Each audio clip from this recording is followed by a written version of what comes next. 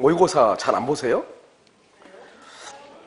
그럼 그 모의고사를 안 보면 다 좋죠. 마음은 편할지 모르는데 마음은 편할지 모르는데 성적이 좀 오르지는 않을 거예요.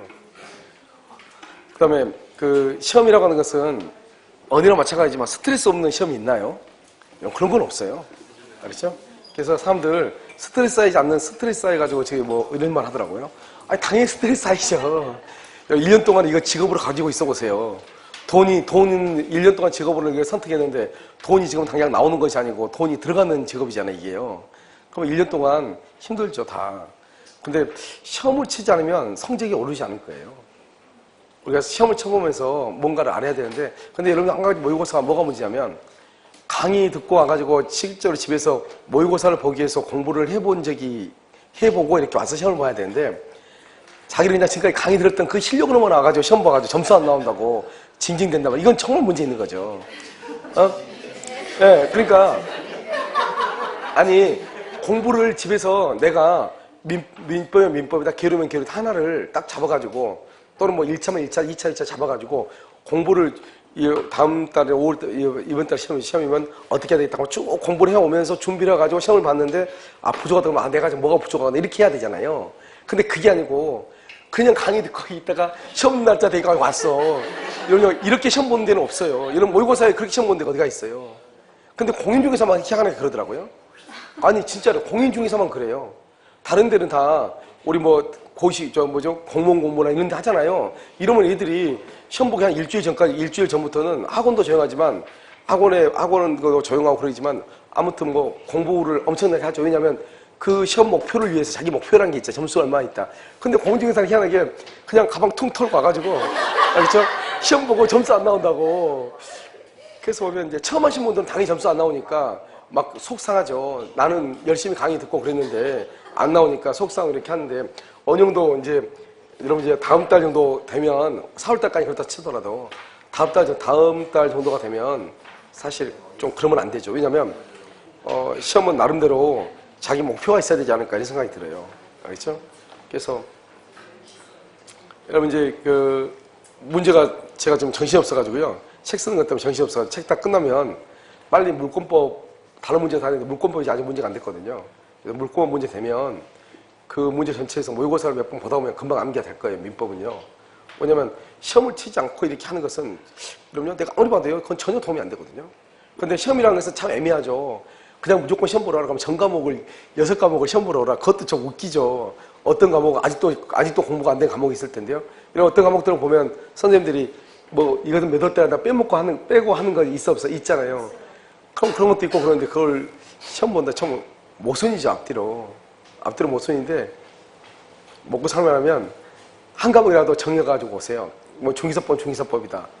뭐 이런 거 있잖아요. 나름대로 한 과목 정해가지고 다른 점수는 좀 안 나오더라. 나는 이 점수는 몇 정도 올리고 싶다. 뭐 이게 있어가지고 집에서 어느 저녁에 밤새도록 공부 한번 해보고 내일 눈이 안 떠져가지고 와야 되는데 아주 밝은 모습으로 알겠죠?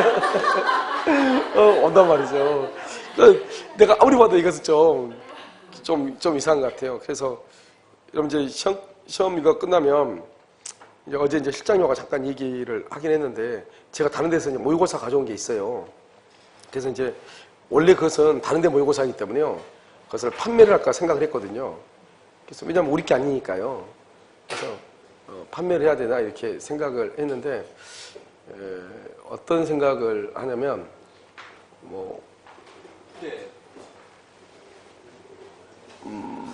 일주일에 한 번씩 과목별로 돌아가면서 일주일에 한 번씩 그 과목을 공부해 오라고 해가지고 월요일마다 한 과목씩 돌아가면서 시험을 보는 게 낫지 않을까 이런 생각이 들어요. 이게 왜냐면 일주일에 한 번씩 이렇게 과목별로 있잖아요. 여러분들 일주일에 한 번씩 책을 볼 수 있잖아요. 유학 강의, 오후당 가면 유학 강의 들어가기 때문에요. 그래서 과목별로 정해서 그래서 어제 이제 실장과 같이 상의를 하기는 그것을 우리 게 아니기 때문에 판매하는 게 좋겠다고 이렇게 했는데 그래서 어젯밤에 이제 강의 끝나고 가면서 생각을 해봤어요. 어떤 게 좋은 건지. 뭘 판매하고 안 하고 공짜로 주고 안 주고 그건 중요한 것이 아니고 자료라고 하는 것은 누군가 그것을 소화할 수 있는 능력이 있어야지 의미가 있는 거지.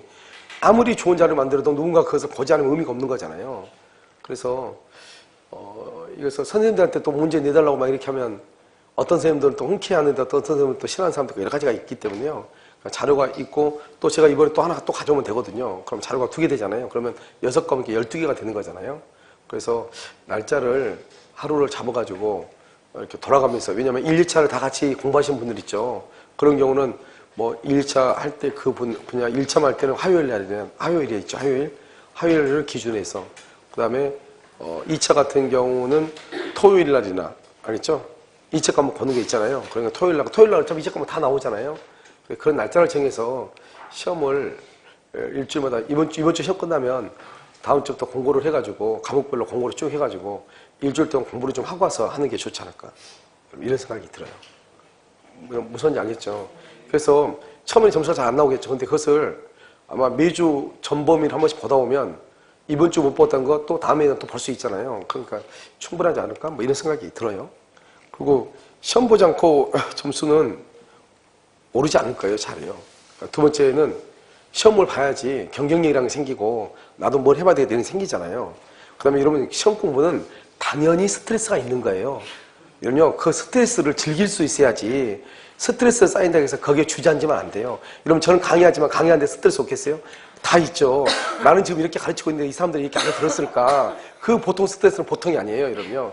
그럼 모의고사가 나왔는데 어렵다 쉽다 이렇게 얘기하는데 딱 보니까 아니 이것은 왜 이걸 어렵다고 했을까? 이럴 때가 있거든요. 그럼 내가 딱 문제 왔을 때 이 문제 정말 이 정도 수준에서 이걸 내면 안 돼. 이런 것들이 있는데 그래서 왜 이 사람들이 이렇게 어렵다고 했을까 생각을 해보죠. 그래서 생각을 해보니까 전부 다 얘기했지만 지문 강의가 좋은 건지 문제를 만들어서 하는 게 좋은 건지 다양하게 실험을 해보는 거예요. 어떤 것이 학생들한테 더 좋은 건지. 그래서 그런 다 스트레스가 있다 보니까 그걸 가지고 생각을 해보고 뭘 해야 되겠다 개선을 하고 이렇게 하는 거지. 여러분 스트레스 없이 시험 공부한다. 여러분 자연인도 그렇게는 못할 거예요. 자연인도. 알겠죠? 여러분 자연인도 그걸 안 돼요. 여러분요. 스트레스는 당연히 있는 것이다. 그 정도로 좀 즐겼으면 좋겠어요. 그리고 그런 스트레스 정도는 이렇게 받아들일 수 있는 능력이 돼야 돼요. 자연스럽게요. 그 다음에 점수 안 나고 답답하죠? 당연히 그런 단계가 있어요. 그런데 그런 단계가 있다고 무조건 주저앉지 마시고 되도록이면 제가 수요일하고 토요일에 오면은 좀 상담을 좀 했으면 좋겠어요. 왜냐면 사람마다 일반적으로 이렇게 해가지고 어떻다 이렇게 내가 얘기를 못 하거든요. 근데 와가지고 직접 와서 얘기를 하면 무슨 말인지 금방 알 수 있거든요. 한두 마디만 얘기하면 금방 알 수 있단 말이죠. 그러면 어떻게 해라, 뭐를 중점적으로 이렇게 할 수 있는데 전체적으로 제가 얘기하면은 일반적인 얘기밖에 못 하잖아요. 제가 누구를 딱 집어서 얘기할 수 없는 거잖아요.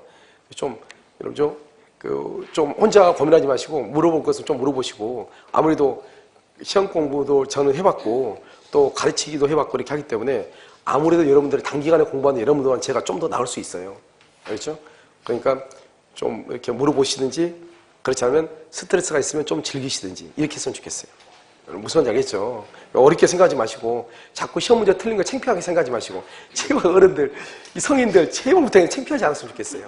아니 그거 왜 창피한 거죠? 아니 당연히 모르니까 오신 거 아니에요. 비싼 돈 주고 귀한 시간 쪼개서 좀 문제 틀리고 이런 거에 대해서 창피하지 않았으면 좋겠어요. 이런 건 창피한 게 아니에요. 내가 단지 가는 과정에 불과한 것이에요. 일 과정에 불과한 것이고, 합격하면 모든 게 용서가 돼요. 뭐라고요? 합격하면 모든 게 용서가 돼요. 그러니까 여러분요, 합격하기 전까지는 당연히 누구도 여기서 아무리 1등을 해도 올해 10월 29일 시험장에서 딱 시험 치고 나서 답안지를 딱 확인하기 전까지는 누구나 다 불안한 것이에요. 알겠죠? 단지 불안하지 않는 척하고 좀 더 점수가 나면 좀 더 여유가 있다 없다 이뿐이지, 누구나 수험생은 누구나 막판까지 알 수 없는 거잖아요. 그렇기 때문에 여러분 다 공부를 잘하는 사람도 스트레스가 있고 못하는 사람도 스트레스가 있는 것이, 너무 그렇게 스트레스를 가지고 힘들어하지 말고 스트레스를 당연한 것으로 이렇게 받아들였으면 좋겠어요. 여러분뿐만 아니라 저도요, 스트레스가 엄청 되게 많다고요. 알겠죠? 이걸 어떻게 할까? 10월 29일에 똑바로 알아들을까? 이런 것들은 보통이 아니거든요. 알겠죠? 그러니까 그럼에도 불구하고 강의를 해야 되고, 여러분 그럼에도 불구하고 공부를 하셔야 되잖아요. 그러니까 아무튼 결론은 뭐냐면 합격하는 게 주된 목적이고, 그리고 합격하면 모든 게 용서가 돼요. 그러니까 여러분들의 지나온 과정, 내가 그때 어떻게 했다, 그런 거 아무 의미가 없는 것이에요. 알겠죠? 그러니까 크게 너무 공부하는 것에 너무 막 이렇게 힘들어하지 않았으면 좋겠어요. 어차피 공부는 시작한 것이고, 어차피 시작한 거 나름대로 좀 잘해봐야 되겠다, 좀 긍정적인 생각을 가졌으면 좋지 않을까? 그리고 시험부터 그래서 안 돼도 참았으면 좋겠어요. 그래야지만이 이 정도 수준의 문제는 이 정도 났으면은 내가 얘기할 수 있죠. 그러면 이렇게 공부하는 게 좋겠네요. 그런데 시험은 치지 않았는데 좀 알아듣긴 알아들어요. 그런데 이렇게 얘기하면 정말 그 상담하기 힘들거든요. 선생님이 말하는 거 알아는 들어요. 그럼 알아들으면 그럼 책 보면 될 것 같은데 그게 참 말하기 힘들단 말이에요. 그러면 정확하게 딱 문제를 가져오면 민법에 민총이가 돼서 많이 틀렸는지 물권이 많이 틀렸는지 책벌이 많이 틀렸는지 그러면 어떻게 공부하라 이렇게 얘기할 수 있잖아요. 그래서 여러분들이 자꾸 시험을 보라고 하는 거거든요. 그러니까 먹고 살만하면 좀 시험을 적극적으로 좀 쳤으면 좋겠어요. 진짜. 자요, 우리가 대리라고 하는 것은 뭐죠? 대리라고 하는 것은 뭐냐면 이렇게 이제 갑이 있고 여기 이렇게 병이 있고 여기 이렇게 을이 있죠. 갑이 을한테 뭐를 주냐? 이렇게 대리권을 주죠. 그 다음에 을이 병하고요. 을이 병하고 계약을 하죠. 이 계약을 뭐라 한다? 이것을 대리행위라고 얘기하죠. 대리행위요. 그 다음에 갑하고 병하고 여기가 뭐가냐? 법률 효과 이렇게요. 법률 효과 이렇게 해서 이렇게 삼각관계 이렇게 되는 것이죠. 알겠죠? 그래서 여기 보면 먼저 갑일한테 대리권을 줘. 그러면 을이 대리인이 돼서 을이 계약을 해. 그런데 을이 계약을 했는데요. 모든 것은 법률 효과는 본인한테 가. 본인한테. 그래서 이 대리권을 뭐라 하냐? 대리권을 권한이라고 얘기하는 거예요. 권한, 그래서 여러분 딱 봐봐. 권한은 자기 자신을 위해서 일하는 것이다. 타인을 위해서 하는 것이다. 타인, 금방 할 수 있죠. 무슨 말이겠죠? 그것을 권한이라고 얘기하는 거예요. 그 다음에요. 모든 것은 본인한테 가기 때문에 본인한테요. 모든 책임은 누가 지는 거죠?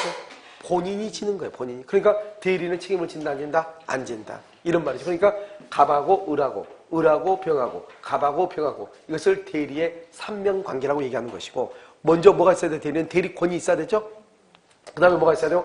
계약을 하죠. 그러니까 대리권이 1번이고 그 다음에 계약이 2번이고 법률효과가 3번인 거예요. 그래서 책의 순서도 대리권, 대리행위, 법률효과 이렇게 3단계로 나누어져 있어요. 무슨 알겠죠? 자, 그 다음에 이제 우리가 이렇게 이제 갑하고 이렇게 을하고 있으면 갑과 을이 청약과 승낙에서 계약을 하죠. 이 계약을 뭐라고 한다? 법률행위라고 얘기하고 이런 법률행위는 무슨 요건이 있다? 성립 요건이 있고 그 다음에 무슨 요건? 효력 요건이 있고 이 효력 요건 속에서 일반적 효력 요건이 있고 여기요 특별 효력 요건 이렇게 두 가지가 있단 말이죠. 그럼 여러분요 이 특별 효력 요건에 뭐가 있냐? 대리권이 존재할 것 이렇게 대리권이 여기에 있는 것이에요. 그래서 대리권은 뭐냐? 봐봐. 대리권은 법률행위 중에서도 어디에 들어있다? 효력에 들어있다. 이걸 알 수가 있죠. 그러니까 만약에 대리권이 없다 그러면 법률행위에 효력이 있다 없다? 없다. 그래서 유효이다 무효이다? 무효이다. 그래서 무권 대리는 무효가 되는 것이에요. 그래서 뭐죠? 우리가 불성립한다 그러면 안 되죠. 그 다음에 여기요 우리니까 뭐에 관한 거죠? 법률행위죠. 법률행위니까 뭐가 안 되냐? 불법행위. 불법행위는 대리가 안 돼. 그래서 봐봐. 내가 갑이 을한테 대리권을 줬는데요. 을이 병하고 계약을 하다가 병이요. 살짝 열받게 하니까 열받아가지고 머리를 그냥 잡아 당겼어. 그럼 폭행이죠? 그 폭행죄가 불법행위죠? 그것은 대리하고 관계가 없어. 그것에 대해서 본인은 책임지지 않는 것이에요. 알겠죠?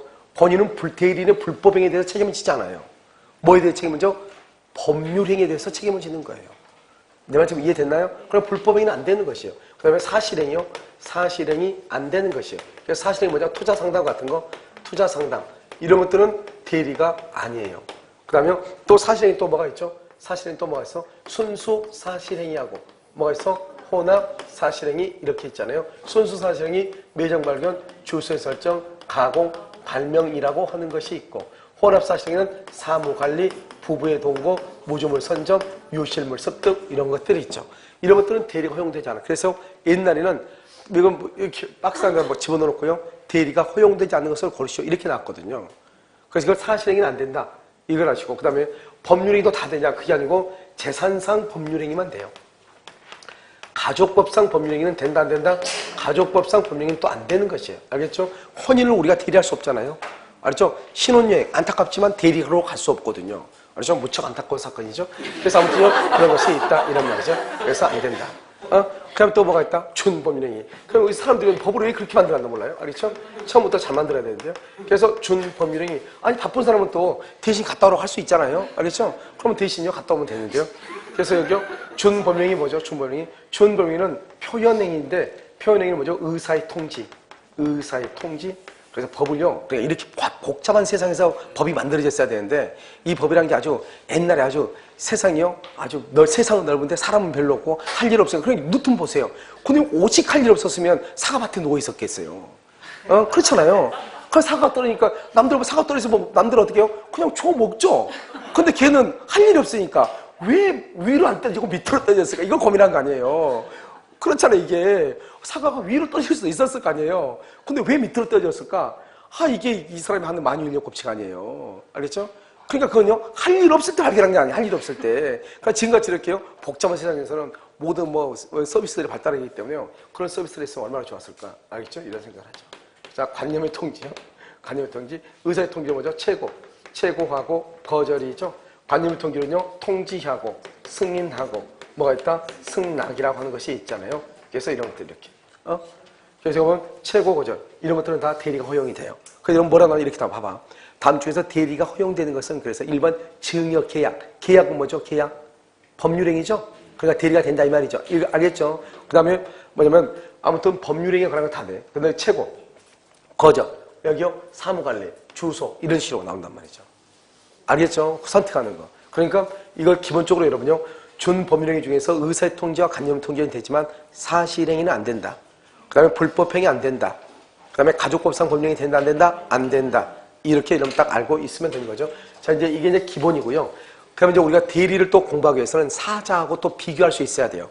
그럼 대리는 뭐죠? 대리라고 하는 것은 이렇게 갑이 있고, 이렇게 병이 있고, 여기 있으면 대리는 여러분요, 반드시 세 사람이 필요한 게 아니에요. 세 개의 면이 필요하다 이 말이지. 알겠죠? 자기 계약의 경우는 자기 계약. 그것은 세 사람이 필요한 게 세 사람이 필요하다, 필요하지 않다, 필요한 것이 아니단 말이죠. 그래서 여기 보면요, 여기 보면 이렇게 대리권을 주죠. 그러면 이건 계약을 하니까 대리 행위이죠. 그러니까 이거 뭐죠? 이것을 법률 효과죠. 뭐라고 한다? 법률 효과 이렇게 세 가지의 면이 이렇게 있는 것이죠. 무슨 말인지 아시겠죠? 자, 그럼 봐. 이제 여기서 이렇게 쭉 보시면요. 근데 대리는 모든 책임을 누가 진다? 본인이 지죠. 따라서 대리인은요. 대리는 행위 능력이 있을 필요가 있다 없다? 없죠. 왜? 내가 책임질 일이 없으니까. 그런데 무슨 능력이 있어야 된다? 의사 능력은 있어야 되고요. 대리인이 대리행위를 하죠. 대리행위 하려면 계약을 해야 되겠죠. 계약은 법률행위죠.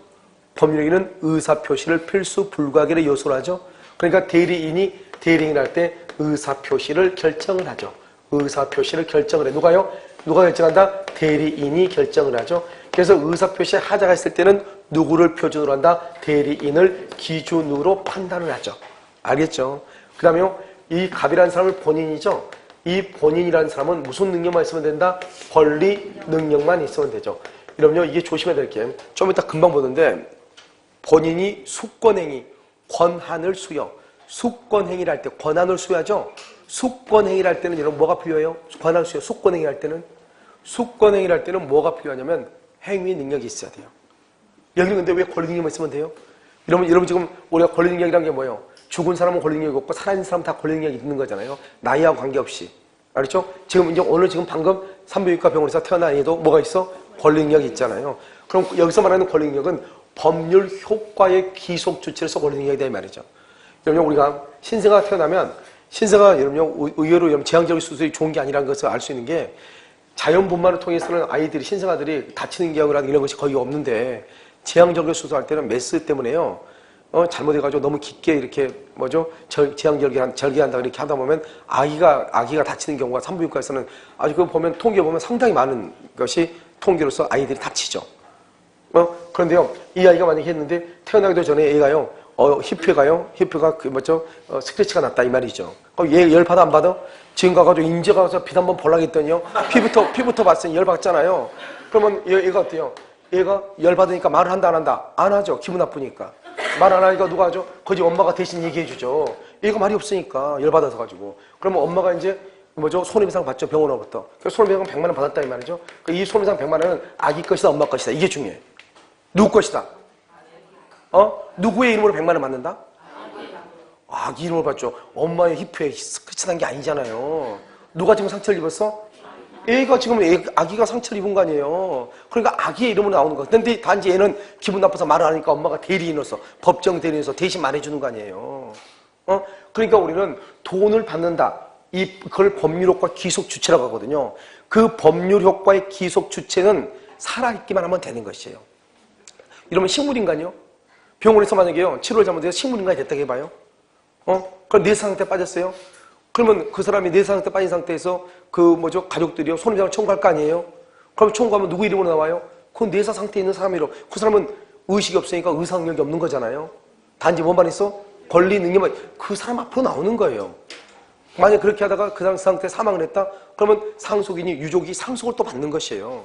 상속을 받았단 말이 무슨 말이야? 내 것이 아니다 이 말이잖아요. 원래는 죽은 사람 것이다 이 말이잖아요. 그러니까 그런 의미에서 그것은 권리 능력이 있어야 된다 이런 말이에요. 돈을 받는다는 의미에서. 그런데 갑이 직접적으로 법률 행위를 하기 위해서는, 갑이 법률 행위를 하기 위해서는 뭐가 있어야 돼요?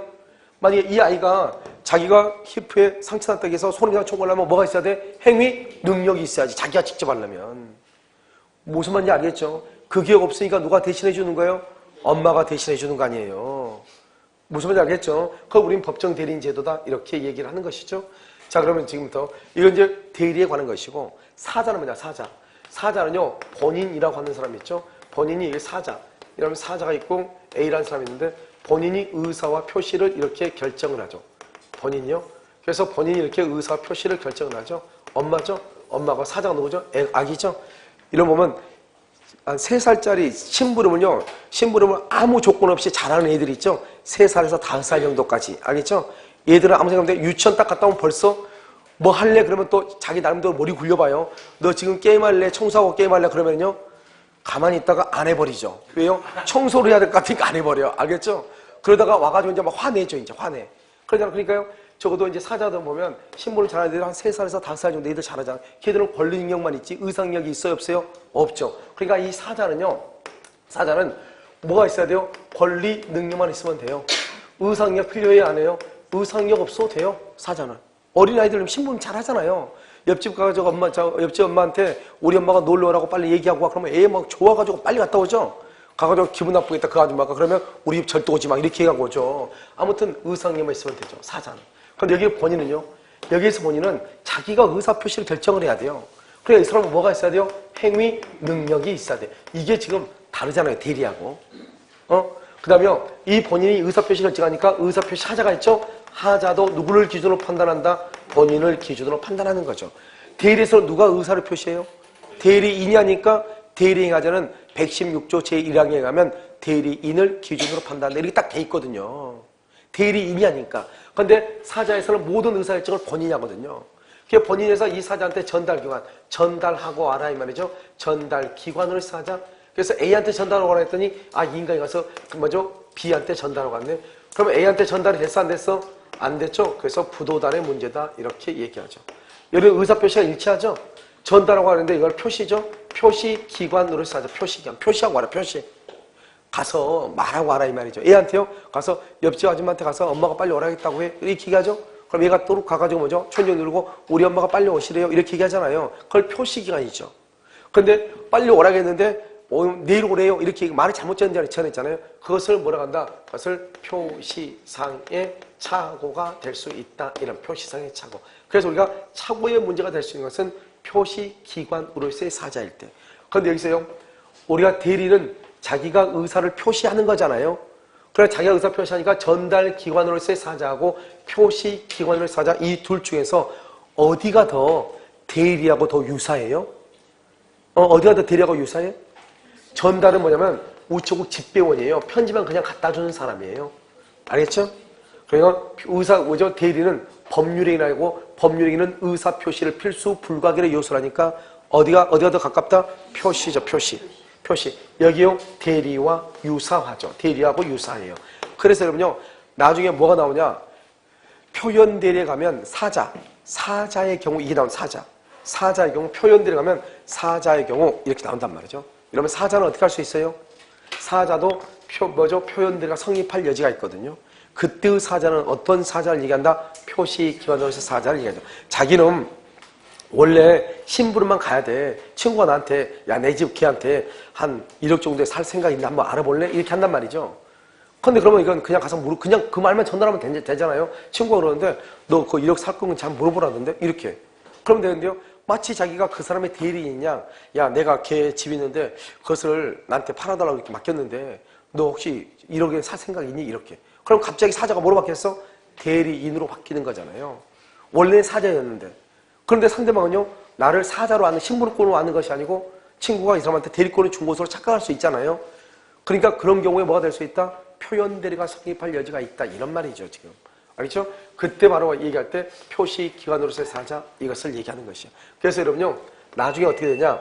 나중에요, 우리가 이제 대리하고 사자가 이렇게 구별할 때 가끔 나올 수 있다. 가끔 모의고사 같은 게 나올 수 있단 말이죠. 그랬을 때 본인은 무슨 능력이 있어야 된다? 행위 능력이 있어야 된다. 이런 말이죠.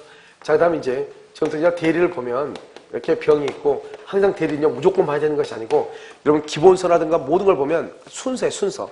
먼저 대리권이다. 여러분 대리권은 권리라고 그랬어요? 권한이라고 했어요? 권한이다. 그 권한이라는 것은 자기를 위해서 타인을 위해서 타인. 그래서 여러분 봐봐요. 지금 여러분요 회사에 보면 뭐가 있죠? 회사에 보면 대표권이 있죠? 대표권. 회사 대표이사는 대표권이죠? 그 대표권이라는 것은 자기를 위해서 일을 하는 사람이에요? 회사를 위해서 일을 하는 사람이에요? 회사. 그래서 대표권을 뭐라냐? 권한이라고 얘기하는 것이에요. 아시겠죠? 자요, 이렇게 대리권 있죠? 이 대리권은 먼저 발생을 하죠. 그래서 대리권이 발생해야 하니까 발생은 법정 대리가 있고요. 여기 무슨 대리가 있다? 여기 임의 대리가 있죠. 이런 법정 대리는 뭐냐? 법정 대리는 법률에 규정이 되어 있어. 법에 규정되어 있어. 그걸 법정이라고 하죠. 이걸 뭐다? 친권자죠. 친권자, 법에 규정되어 있어. 친권자는 미성년 자녀의 법정 대리나 이렇게 딱 돼 있거든요. 그 다음에 여기 또 뭐가 냐면 법원이 선임하죠. 법원이 선임을 해. 법원이 선임하는 것은 뭐냐? 부재자, 재산 관리인이죠. 재산 관리인. 또는 여러분 또 뭐가 있죠? 후견인 같은 것도 있죠? 후견인 같은 것에서 법원이 선임할 수 있죠. 그걸 법정 대리라고 얘기하는 것이에요. 자, 그 다음에 임의 대리는 뭐죠? 임의 대리는 법률 행위예요. 이런 법률에 규정하고 법률 행위하고 차이점 뭐예요? 법률 행위는 반드시 뭐가 있어야 돼? 의사표시. 법률의 규정은 의사표시가 있다 없다? 없죠. 그래서 법률 행위는 뭐가 있다? 법률 행위는 종류가 의사표시에 따라서 세 가지가 있죠. 뭐가 있어? 단독행위. 그 다음에 또 뭐가 있다? 계약, 합동행위가 있죠. 그럼 단독행위는 뭐가 있어요? 단독행위, 그것은 수권행위라고 하는 것이 있죠. 수권행위요. 계약에는 뭐가 있어요? 위임 계약이다.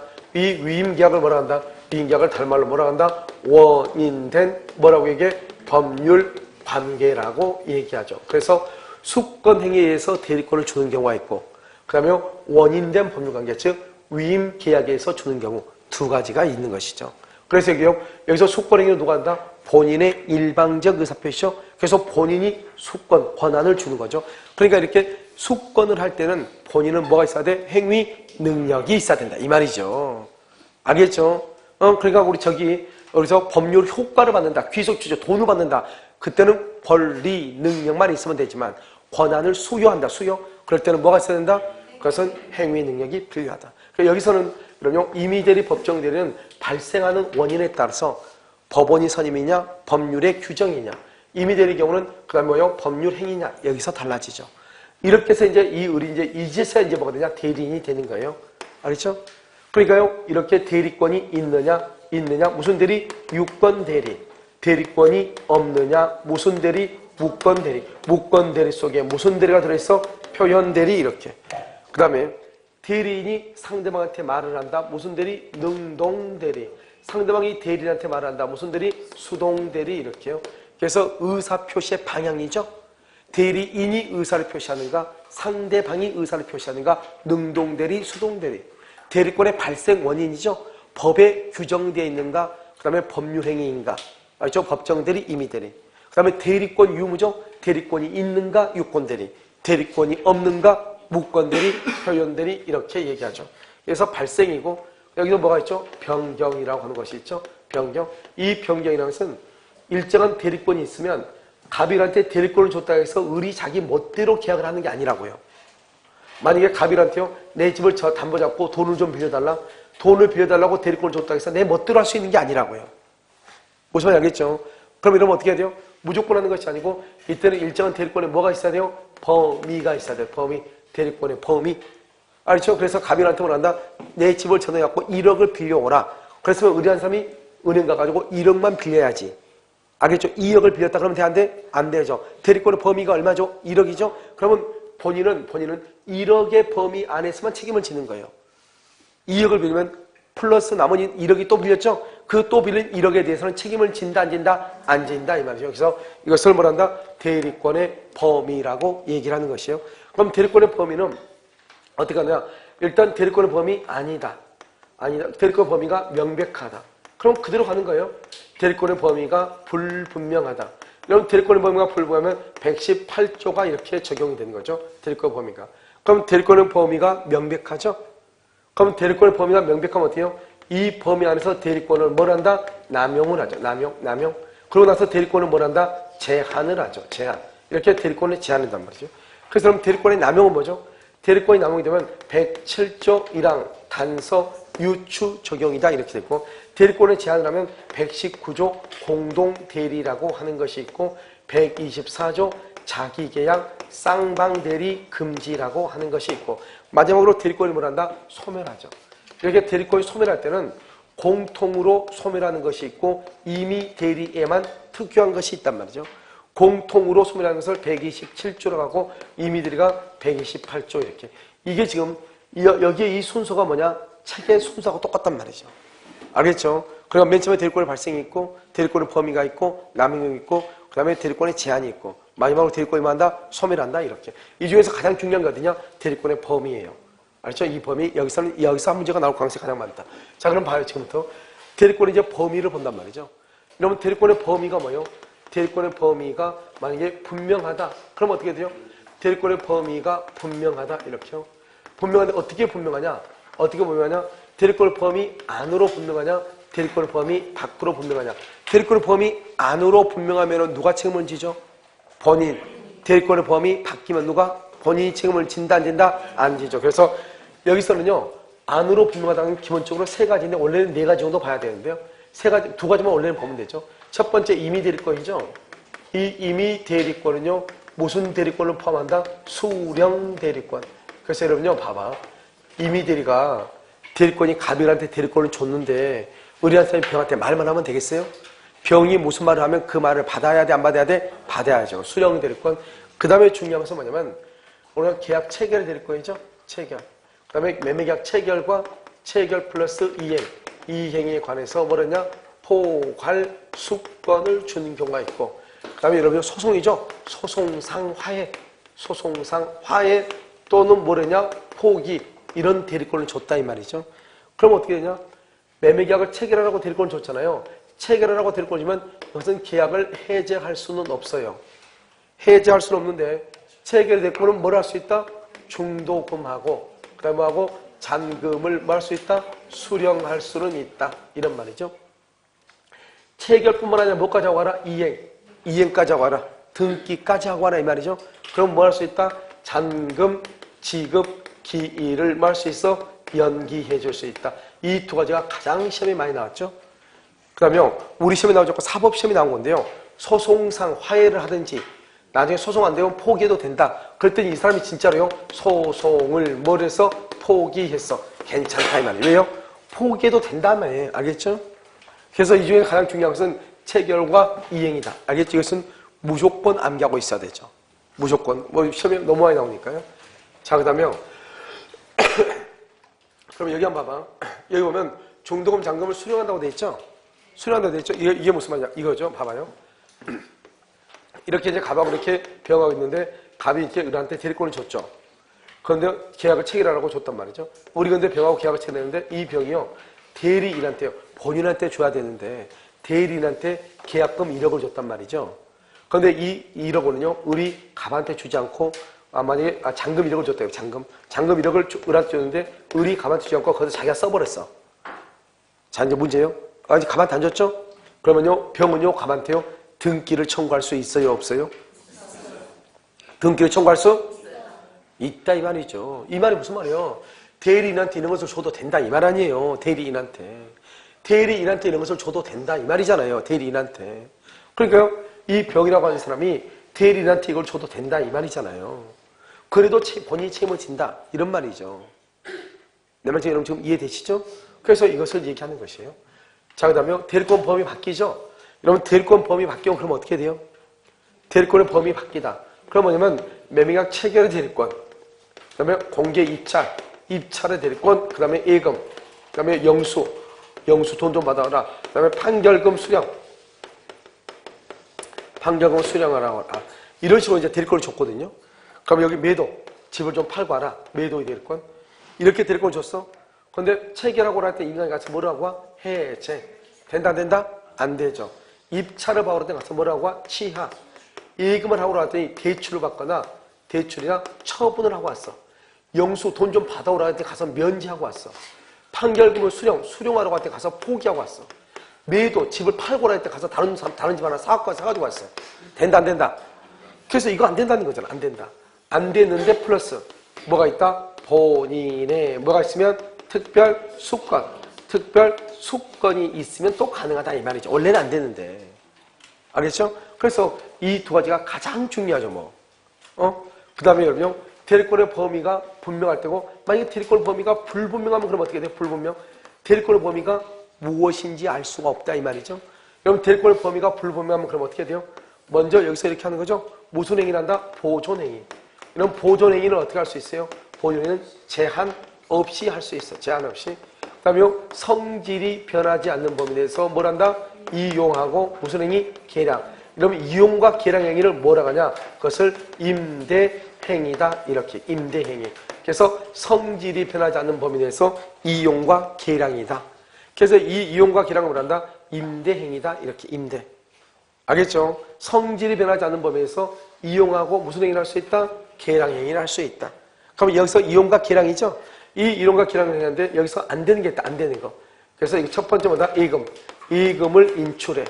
인출해서 대여하거나 주식을 사거나 그 다음에 로또 복권을 샀다.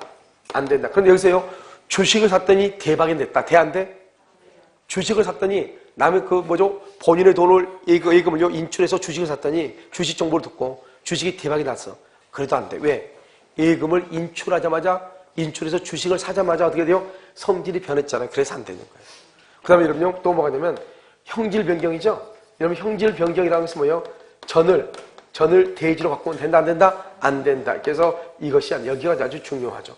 그런데 여기서 기본적으로 여러분요 보존행위라는 것이 뭔가 이걸 알아야죠. 보존행위. 기본적으로 여러분요 두세 가지를 알아야 돼요. 첫 번째 소멸시효를 중단시킨다. 소멸시효의 중단. 소멸시효를 중단시킨다. 알겠죠? 그 다음에 미등기요. 미등기 부동산에 대해서 무슨 등기를 한다? 보존 등기를 한다. 보존 등기. 그래서 소멸시효 중단, 보존 등기. 그 다음에요. 여기요.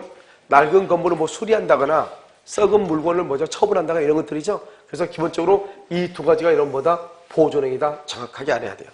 알죠? 그 다음에 이용과 계량을 뭐한다? 임대 주는 거야. 임대. 이것은 되는데 전세 주는 건 안 돼. 왜요? 전세권은 물권으로서 처분행위거든요. 그래서 안 돼. 알겠죠? 그래서 여기까지 여러분요 아주 중요하다. 그래서 우리가 시험에 나올 수 있는 것 중에서 가장 많이 시험에 나올 수 있는 게 바로 뭐냐? 바로 대리권의 범위다. 이 말이에요. 범위. 그래서 대리권의 범위에 대해서 정확하게 여러분이 알고 있어야 돼요. 자, 그 다음에 여기서 이제 보면 이렇게 이제 대리권의 범위에서는 뭐가 문제가 되냐? 이거 봐봐. 대리권의 범위에서 매매계약 체결의 대리권을 줬는데 체결의 대리권은 중도금하고 뭐를요? 중도금이나 잔금을 뭐 할 수 있다? 대리인이 수령할 수 있다. 이걸 중도금이나 잔금을 수령해가지고 대리인이요 본인한테 주지 않고 자기 자신이나 또는 제3자를 위해서 써. 이것을 우리는 뭐란다? 이것을 뭐라고 그래? 수령해서 본인한테 줘야 될 거 아니에요? 본인한테 주지 않고 자기가 썼죠? 이것을 우리 뭐란다? 대리권의 남용이다. 이렇게 얘기해. 대리권의 남용이다.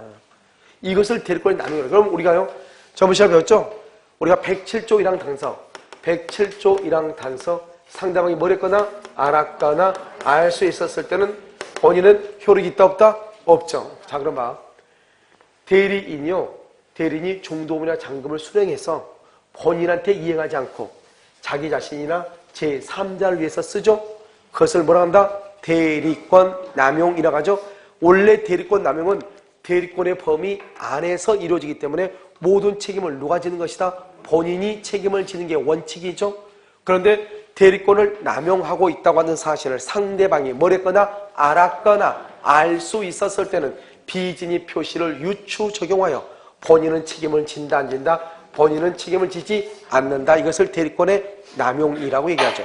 그래서 대리권의 남용이라고 하는 것은 항상 어디에서 나온다? 대리권의 범위 안에서 나오는 것이다. 그래서 대리권의 범위 안에서 나오니까 원칙적으로 대리권의 남용이 있다 할지라도 본인이 책임을 진다. 그런데 상대방이요 그 사실을 알았거나 알 수 있었을 때는 책임을 진다 안 진다? 안 진다. 이렇게 대리권의 남용이라고 하는 것이고, 마지막으로 뭐가 있냐? 대리권의 제한이라고 하는 것이 있잖아요. 제한이요. 이 대리권의 제한을 한번 보면 이렇게 되는 거죠. 대리권의 제한은 두 가지가 있죠. 이 두 가지는 시험에 나올 때 대리권의 제한만 시험에 나올 수는 없잖아요. 왜냐하면 테마가 별로 안 되거든요. 그래서 항상 뭐라 나오냐 이렇게 나와. 대리권의 범위와 제한에 관한 거 이런 식으로 나와. 대리권의 범위와 제한에 관한 거. 그러면 대리권의 범위 몇 개, 대리권의 제한 몇 개 이렇게 쓰죠. 알겠죠? 그럼 대리권의 제한은 첫 번째 119조 공동대리라고 하는 것이 있죠. 이 공동대리는 뭐다? 이렇게 있으면 여기 A하고 B하고 C하고 이렇게 세 사람이죠. 이걸 우리 뭐다? 대리인이 몇 명이다? 수인이다. 이건 대리인이 여러 명이죠. 그럼 대리인이 여러 명이면 여기서 능동대리라고 하는 것이 있고 그다음에 무슨 대리가 있어? 수동대리라고 하는 것이 있죠. 그럼 능동대리는 뭐예요? 능동대리는 뭐를 능동대리라고 그래? 대리인이 상대방한테 의사를 표시한 거죠. 그런데 상대방이 대리인한테 의사를 표시한 것을 뭐라고 얘기해? 수동대리라고 하지. 수동대리. 이걸 능동이라고 하고 이걸 수동이라고 얘기하는 거죠. 무슨 말인지 알겠죠? 그럼 봐봐요. 능동대리를 보면 능동대리는 원칙적으로 어떻게 한다? 각자를 말한다? 단독. 각자 대리를 하는 거죠. 수동대리는요. 언제나가 중요해. 언제나 각자 대리를 하는 거죠. 수동대리는요. 그러니까 상대방이 대리인한테 얘기할 때는 세 사람 중에 한 사람한테만 얘기하면 된다 이 말이죠. 그런데요, 여기를 보면 예외가 있죠. 예외가 능동대리 경우는 공동으로 대리를 해야 될 때가 있거든요. 공동대리요. 그럼 공동대리라고 하는 게 뭐예요? 공동대리. 여기서 공동이라고 하는 것은 뭐를 얘기하는 거야? 공동. 그것은 한 사람이 하지 말고 여러 사람이 해라 이 말이죠. 아니면 친권자는 보통 몇 명이에요? 2명이죠. 보통 2명이잖아요. 그러니까 공동대리가 원칙이죠. 그렇지 않고요. 여러 사람이 뭐죠? 내가요, 갑이요, 대리권을 줄 때 A, B, C 당신들 세 사람이 같이 이렇게 할 수 있죠. 그러면 공동대리가 되죠. 그러니까 공동대리는 법률의 규정이나 뭐에 의해서 수권행위에 의해서 공동을 할 수 있죠. 그럼 공동대리는 뭐예요? 공동대리를 하겠는데 이때 공동은 뭐를 공동을 한다? 의사결정 공동이다 이런 말이죠. 의사결정을 공동을 하라 이 말이죠. 세 사람이 의사를 결정할 때. 그런데 이 의사결정을 하는 것을 만약에 1인에게 뭘 한다? 1인에게 위임한다. 그러면 돼야 안 돼요? 안 된다. 한 사람한테 위임하면 안 되는 거예요. 의사결정을요. 의사결정 어떻게 해야 돼요? 다 같이 해야 된다 이 말이죠. 한 사람한테 의사결정을 위임하면 안 되고요. 이 의사를 결정을 하라 했더니 만약에 1인이 단독으로 결정을 한다. 그럼 어떻게 돼요? 1인이 한 사람이 단독으로 결정해서 같이 하라 했더니 그러면 그 사람의 권한은 커진 거예요? 줄어든 거예요? 그 사람의 권한은 커진 것이죠. 왜냐하면 만약에 A가 단독으로 했다고 A가 그러면 A는 자기의 권한은 33%밖에 아닌데 자기 혼자 결정을 하면 100%가 되는 거잖아요. 그러니까 단독으로 결정하면 권한이 어떻게 돼요? 커졌죠. 그래서 여기 기본은 얼마다? 기본은 33%인데 초과 있죠. 초과하는 부분은 얼마다? 67%가 초과했잖아요. 그러니까 이 초과한 것은 대리권이 있다 없다? 없죠. 이것을 무슨 대리가 한다? 무권대리다. 그래서 이런 뭐라 하냐? 공동대리를 위반하면은 무슨 대리가 된다? 무슨 대리? 무권대리가 된다. 이런 말을 쓰는 거예요. 무슨 말인지 알겠죠? 무권대리 이렇죠. 자, 그 다음에요. 우리가 이제 자기계약 쌍방대리 금지라고 하는 것을 봐요. 그럼 124조를 보면 124조에서 자기계약 그다음에 뭐요? 쌍방대리 금지죠. 쌍방대리 금지 이렇게요. 자기계약이고 쌍방대리를 금지한다 이런 말이잖아요. 그러면 자기계약이 뭐죠? 여기죠. 먼저 한번 볼까요? 먼저 갑이 있고 여기 병이 있고 여기 을이 있죠. 그럼 우리 갑이 을한테 대리권을 주죠. 그럼 을이 병하고 계약을 하죠. 그럼 어때요? 계약서에는 뭐라 쓰죠? 매도인난. 매도인난은 뭐라 써요? 나는 갑의 대리인 누구다? 을. 그 다음에 매수인난은 뭐라 써요? 매수인난은 누구? 병. 이렇게 쓰지 뭐라고 써요? 이게 원칙이죠? 자, 그 다음에요. 여기서 이제 이걸 말고 자기계약을 봐요. 자기계약은 갑이 여기 을한테 자기 집을 팔아달라고 대리권을 줬어. 그랬더니요, 을이요, 자기가 사는 거예요. 자기가. 그럼 어떻게 돼요? 매도인난은 뭐라 써요? 매도인난은 나는 갑의 대리인 누구다? 을. 매수인난은 뭐라 써요? 을. 이렇게 쓰죠. 자기 혼자 북치고 장구치고 다 하는 거잖아요. 그러면은 본인 갑한테 이익이 되겠어요? 손해가 되겠어요? 손해가 되죠. 손해가 되는 거죠. 그래서 못하게 하는 거예요. 그러니까 본인한테 손해 가지고 이익이 되면 해도 된다 이 말이잖아요. 그래서 대표적인 게 바로 뭐예요? 아버지가 미성년 자에게, 미성년자 자에게, 아버지가 미성년자 자에게 뭐를 준다? 아파트를 뭐라 해? 아파트를 증여한다, 이거 증여. 아파트를 증여하죠. 근데 이게 미성년자니까 행력이 없잖아요. 그러니까 어떻게 돼요? 아버지가 아들의 대리인이 돼가지고 아버지가 아들한테 주는 거예요. 그것은 자기 계약이죠. 자기 계약이지만 아들한테는 유리하다, 불리하다? 유리하죠. 그러니까 유효다, 이 말이죠. 우리가 자기 계약 쌍방대리를 금지하는 것은 뭐다? 뭐죠? 본인한테 뭐 하기 때문에? 불리하기 때문에 그렇단 말이죠. 그런데 유리하면 괜찮다, 이 말이잖아요. 알겠죠? 자, 다시 한번 이제 쌍방대리는 뭐냐? 갑이 있고 여기 을인데요. 갑은 집을 하나 팔아달라고 여기 병이죠. 병 있으면 여기 을이죠. 갑은 을한테요 집을 하나 팔아달라고 데리고 오죠. 병은요 집을 하나 사달라고 데리고 오죠. 알겠죠? 그러면 쌍방으로부터 이 사람도 뭐죠? 이 사람도 본인이고 이 사람도 뭐죠? 본인이죠. 이 사람은 뭐죠? 대리인이 되는 거죠. 대리인. 알겠죠? 그럼 어떻게 돼요? 여기는 나는 갑의 대리인 누구다? 을이다. 여기는 뭐라 써요? 나는 갑의 대리인 누구다? 병이다. 이렇게 쓰죠. 여기는 갑의 대리인 을, 갑의 대리인 을, 갑의 대리인 병 이렇게 쓰는 거죠. 이렇게. 무슨 말이겠죠? 그러니까 죄송해요. 여기 병의 대리인 을 이렇게 쓰는 거죠. 그래서 을이라는 사람이요 대리인이요 두 사람을 다 지금 대리하고 있는 거죠. 그러면 만약에 을이요 갑하고 친하면 병이 손해고 병하고 친하면 갑이 손해죠. 그렇기 때문에 쌍방대리는 안 되는 거예요. 그럼 자기가 쌍방대리 안 되는데 허용이 되는 것들이 있더라 이 말이죠. 그 바로 뭐다? 누가 승낙한다? 본인의 승낙. 그다음에 뭐가 있다? 채무이행. 이러면요 이 채무이행은 본인의 뭐가 없어도 본인의 승낙이 없어도 채무이행은 된다 이 말이에요 지금. 알겠죠? 그래서 본인의 승낙하는 경우가 뭐죠? 본인의 승낙? 법무사의 등기사무죠? 등기사무가 쌍방대리가 허용되죠? 쌍방. 그 다음에 주식의 명의계서, 주식의 명의계서, 이 말이죠. 명의를 바꾸는 거죠? 이것은 뭐죠? 자기 계약이지만 인정이 되는 거예요. 그 다음에 이런 변호사 있죠? 변호사가 강제 집행 절차에 참가해서 양자를 대리하는 거 된다. 왜요? 강제 집행이라는 것은 법률의 규정에 의해서 하는 거거든요. 법에 의해서요. 법에 의해서 하는 거기 때문에 변호사가 있다 해서 유리하고 없다 해서 불리하고 그런 거 없단 말이죠. 알겠죠? 그래서 강제 집행 절차에 변호사가 쌍방을 대리할 수 있다 이 말이죠. 그 다음에 채무이행은 되죠. 본인의 승낙이 없어도 된다 이 말이잖아요. 그럼 이때 채무이행이라는 것은 뭐냐 이 말이죠. 채무이행은 다른 거 다 되는데 안 되는 게 있어. 안 되는 거. 뭐다? 대물변제, 물건으로 변제하는 거. 그 다음에 경계. 그 다음에 또 뭐냐? 선택채권의 선택. 그 다음에 뭐가 있냐? 세 가지. 먼저 뭐가 있다? 다툼이 있는 것. 그 다음에 뭐가 있는 것? 항변권이 붙은 것. 그 다음에 기한 미도래. 기한이 도래하지 않는 것. 그래서 다툼이 있는 항변권이 붙은 채무이행. 이런 것들은 할 수가 없다 이 말이죠. 그런데 이런 것들도 누구의 동의가 있으면 본인의 동의가 있으면 할 수 있다 없다? 있다. 그래서 본인의 승낙이 있거나 채무이행은 본인의 승낙이 없어도 되는데 문제는 뭐냐? 예를 들어서요 대리인이요 이렇게 갑하고 이렇게 병하고 이렇게 하고 있으면 대리인이 갑한테 본인한테 돈을 빌려줬어. 돈 받을 날짜는 5월 1일이에요. 오늘이 5월 1일이에요. 그런데 본인의 통장이요 돈이 들어있어요. 그럼 이 대리인이요 본인의 통장을 관리하는 사람이거든요. 그래서 만약에 본인이 누구한테 돈을 빌려면 돈 갚을 날짜가 되면 본인의 통장에서 입금시켜주고 막 이렇게 했단 말이죠. 그러면 자기가 본인한테 돈을 빌려줬잖아요. 그런데 오늘이 돈 갚을 날짜잖아요. 그러면 이 대리는 본인의 통장에서 자기 통장으로 계좌 이체시킬 수 있다 없다? 있다.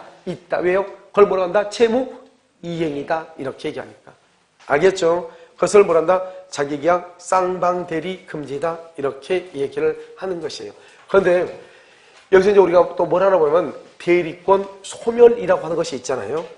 그럼 대리권 소멸은 여러분 어떻게 하느냐? 대리권 저 끝나는 건요. 먼저 이민들의 법정대리 공통이죠. 공통으로 뭐가 있어요? 본인 있고 여기 뭐가 있죠? 대리인이 이렇게 있죠. 본인은 뭐만 있어요? 사망. 대리인은 사망. 그 다음에 뭐요? 파산. 그 다음에 성년 후견 계시죠? 이런 말을 잘 봐봐.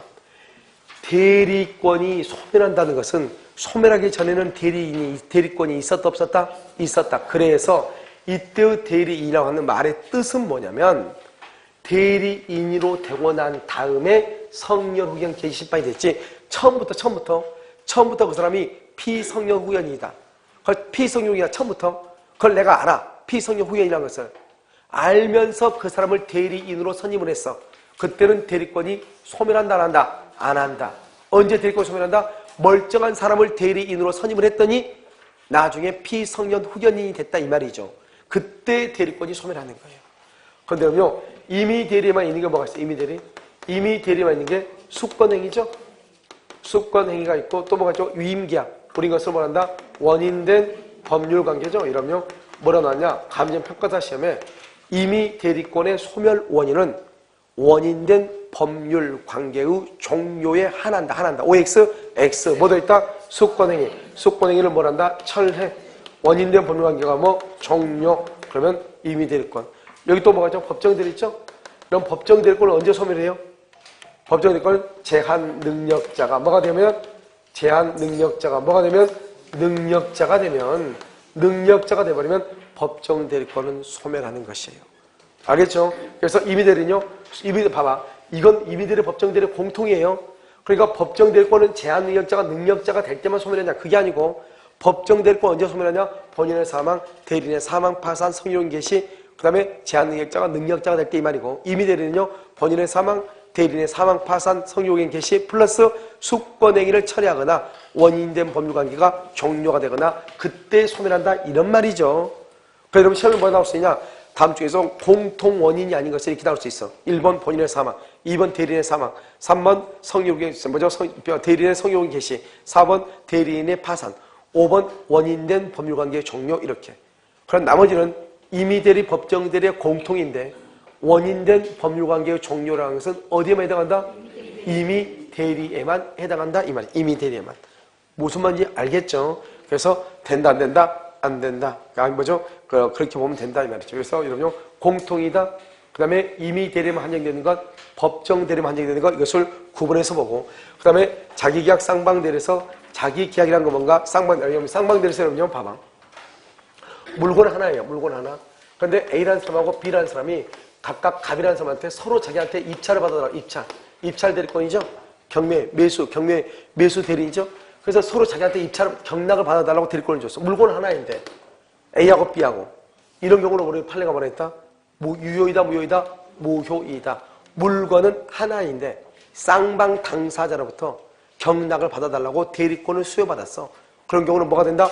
무효이다. 뭐가 된다? 무효 이렇게 되는 것이다. 이런 말이죠. 이것을 자기계약 쌍방대리다 이렇게 얘기하고요. 특히 여러분요 채무이행이 안 되는 것 있죠? 다툼이 있는 것, 항변권이 붙은 것, 기한이 도래하지 않은 것 이런 것은 허용된다 안 된다? 안 되고 공동대리에서 가장 중요한 키워드는 뭐예요? 단독대리, 각자 대리가 원칙이다. 그 말이 중요하고 그럼 우리가 대리권의 범위에서는 기본적으로 두 가지를 꼭 암기해야 돼. 매매계약 체결의 대리권에는 중도금과 잔금을 수령할 수 있다. 체결과 이행에 관한 것은 이거는 중도금과 잔금을 수령할 뿐만 아니라 잔금 지급 기회를 말 수 있다. 연기해 줄 수 있다. 대리권의 범위가 불분명할 때는요. 성질이 변하지 않는 범위 내에서 이용 계량행위를 할 수 있죠. 이때 성질이 변하지 않는단 말은 예금을 인출해서 주식을 샀다거나 예금을 인출해서 대여를 해줬다거나 그 다음에 형질 변경이나 된다 안 된다? 안 된다 이런 말이죠. 물론 보조행위는 제한할 수 있는데 그때의 보조행위는 뭐다? 소멸시효를 중단시키거나 미등기 부동산에 대해서 무슨 등기한다? 보존 등기하는 것 이런 것들을 얘기하는 것이에요. 무슨 말인지 알겠죠? 여기서 이제 대리라고 하는 것이고요. 잠깐 여러분 쉬었다가 어디를 보고 싶냐면 대리했어요. 지금 103페이지 있죠? 103페이지 한번 보도록.